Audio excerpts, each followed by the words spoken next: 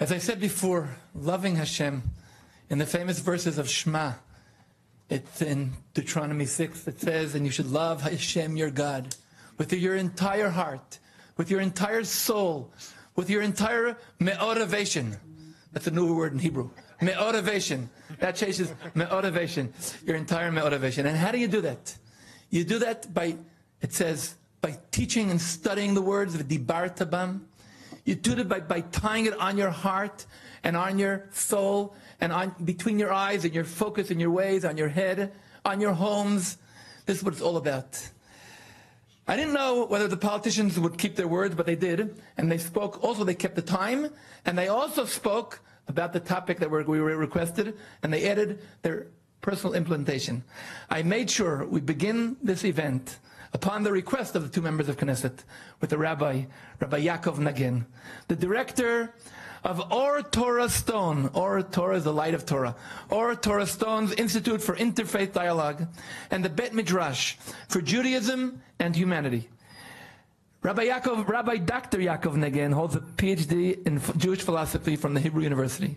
He's a leading figure in the interfaith dialogue between Judaism, Islam, and encounters between Judaism and Eastern religions. And now we got you the Christian world also. Rabbi Nagen wrote 4 books and hundreds of articles dealing with Jewish spirituality, Talmud, and interfaith.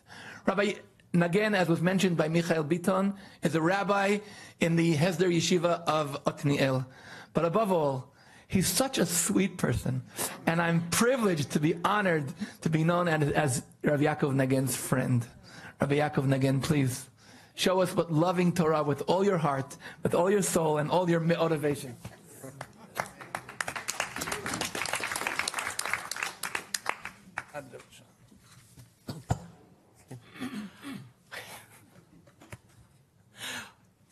How to get to Shalom. I'm so grateful to be with each one of you today. And the one thing I'll debate with Rabbi Glick is I think soul brother is more accurate than friend. And to member of Knesset, Michael Biton, I'm still grateful for the lecture you gave to my students in Yerucham when many years ago, and your words have guided us since then. But allow me to begin from a personal note. In the summer, I went to the funeral of a dear Christian friend of mine, Carl Blickley, who my interfaith organization bears his name. Immediately after returning from the funeral, I arrived in Israel and I had a major brain hemorrhage. My wife turned to the Jewish world asking for their prayers. But then the children went to my mother and said, Father would want you to go out to the whole world, not just the Jewish world. So my wife took my cell phone. In all the WhatsApps, wherever there's a bishop, father, or sheikh, using Google Translate, depending on what country she thought the person came from, she said, please, Yaakov needs your prayers now. And there was an overwhelming response. And by the grace of God, the skill of the doctors, and the prayers of so many, I am here today.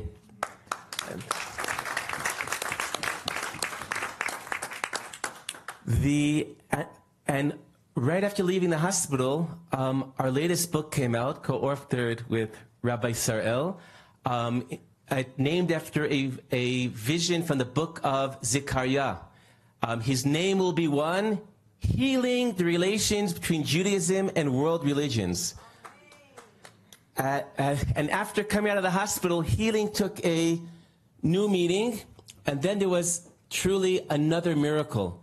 I came out of the hospital, and somebody contacted me saying there's a bishop from South Africa, Kenneth McHaines, who's coming to Jerusalem, and he says he has to meet a rabbi. Of course I agreed, but my first question was, what brings you to Jerusalem? And he says to me, a little while ago, I was very sick. I was in the hospital. I felt the door between life and death opening in front of me. But I am a man of faith. I took hold of my Bible. I opened the Bible and got to the prophecy in the book of Zechariah that says in the future, the nations will come to Jerusalem, hold on to a garment of a Jew and say, God is with you, let us serve him together. So I have come to Jerusalem. Coincidence or providence? I choose to believe the latter. God incident. Well, I've learned a new word in English today. And going to the verse which guides us today. For thousands of years, Jews were primarily on survival instinct. On survival instinct, you build walls. Now, safe in our homeland, the Jewish people can return to our destiny, which is not about walls, it's about bridges. In the Bible begins with the story of all of us, our shared humanity, of our father and mother, our shared divinity, all created in the image of God. And the choosing of the patriarchs was not because God was going to neglect any of his children, but because their obligation that through them, by Abraham, Isaac, and Jacob, all three of them says it is to bring blessings to the families of the earth. At Mount Sinai, before receiving the Torah, the Jewish people, they make it to Mount Sinai, and God says, you should be a nation of priests. Priests are supposed to serve, to be servants, to serve. And serving should be humanity. So way before we get to the vision of Isaiah, that from Zion will come out the Torah and the word of God from Jerusalem, this is an obligation, a responsibility, that maybe there are excuses why this was neglected for so long, but the time has come to return to that destiny and obligation. And sharing the wisdom of God's wisdom, the Torah, is a way to help bring blessings to others, but also to bring blessings to ourselves. Because every encounter, wisdom streams both ways. Let me say a few words from the Talmudic sources that deal with this obligation. One of the great Talmudic sages, Rabbi Meir, says in 3 places in the Talmud that a Gentile studies Torah, he is like the high priest of the temple in Jerusalem. And I was often puzzled, why would that be the case? But again, I mentioned earlier, my dear friend, Christian friend Carl Blickley, who had such a deep love of the Bible, the Torah. And I thought a Jew might make the mistake, for whatever reasons, to think that the Torah is for the Jewish people. But the priest of the high temple knows, as my soulmate, Rabbi Glick, knows, that the temple is for all of humanity. So I felt that when a Christian studies Bible, he of course realizes that the Bible is for all. So this is the teaching, my understanding of the words of that Talmudic sage that I learned from my Christian friend. There is another opinion, and I would like to give a context, and in the latest book with Rabbi Sarel, we have explained that context. There is one statement in the Talmud that has a restriction of sharing Torah with the world, but as the great Rabbi Maimonides has clearly understood it, this is based about a very particular context. Because Maimonides writes that with Christians, we can study the Bible together because Christians see the Bible as sacred. And he explains that exception in the Talmud for those who study Bible for polemical purposes to undercut the sanctity of the Bible. But ultimately, the rule and the obligation is what Isaiah, the Talmud, we must share Torah with the world. Now, in that journey, I think one challenge in such a diverse world that we live in, challenge for all of us in every encounter to feel, we know that all holy books have a potential to go both directions. As William Blake said, we both read Bible day and night. You read black and I read white. Or the Talmud says, the Bible could be a potion of life or a potion of death. And therefore, every circumstance, I think for all of us Jews or Christians who share the words of God to always think about what are the needs of the people in front of us. I know the Rabbi Jonathan Sachs, who was in the Western world, he would take the messages about the must-challenged family values of the Bible. Or as he once quoted a Christian pastor saying in tears that it's so hard to talk about our Father in heaven because people are losing a concept. What's a father?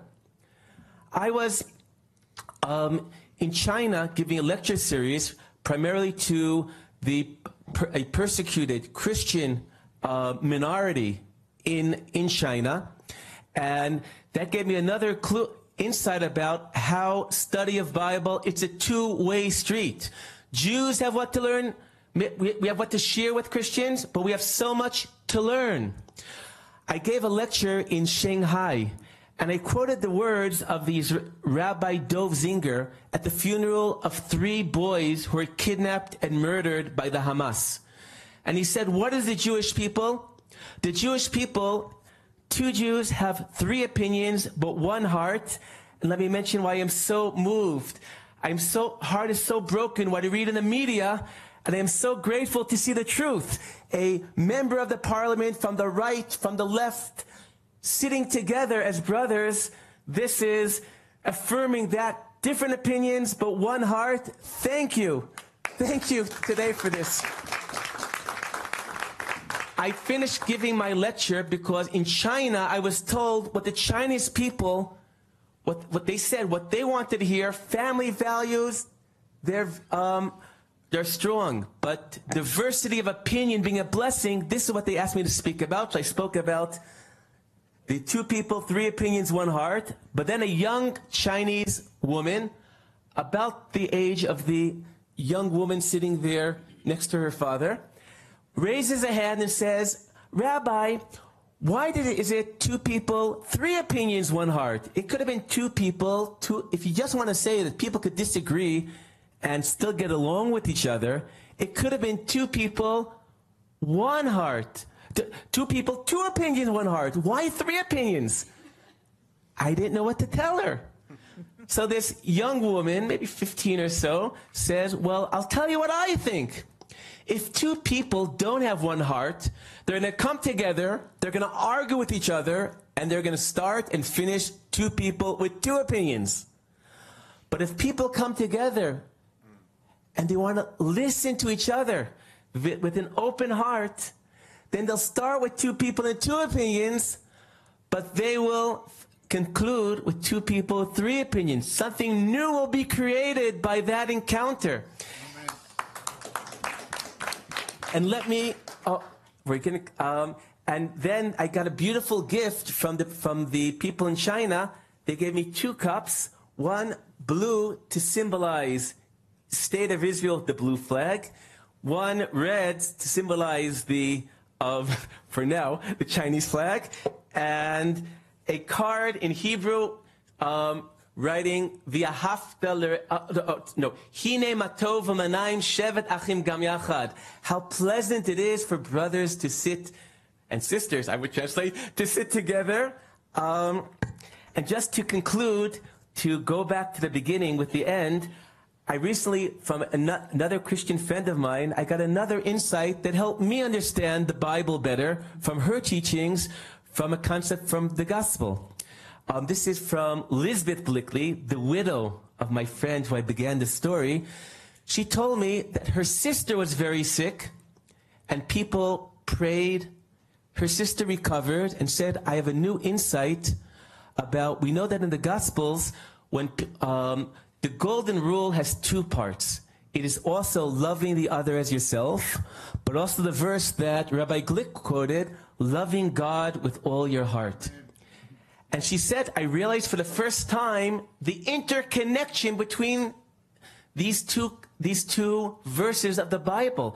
It says for her, this is what the meaning now that the cross has received from her. There is the horizontal and the vertical. The horizontal is our loving the others as yourself, looking at the other and having our hearts opening with love for the other. And then we have the vertical, our love to God in heaven. And saying what we need is to forge these two loves together. And this is what I hope and pray that our Bible, our studies, the message that together Jews and Christians should bring to the world, to link up our common humanity, our common divinity, the vertical and the horizontal, to heal our fractured and broken world. Thank you. As you can see, everybody knows that a heart consists of arteries and veins. This consists of blood with oxygen and without oxygen, blue and red. This is the blood streaming in our heart. Thank you so much, Rav Yaakov. So beautiful. I've waited to see a magic trick, but okay.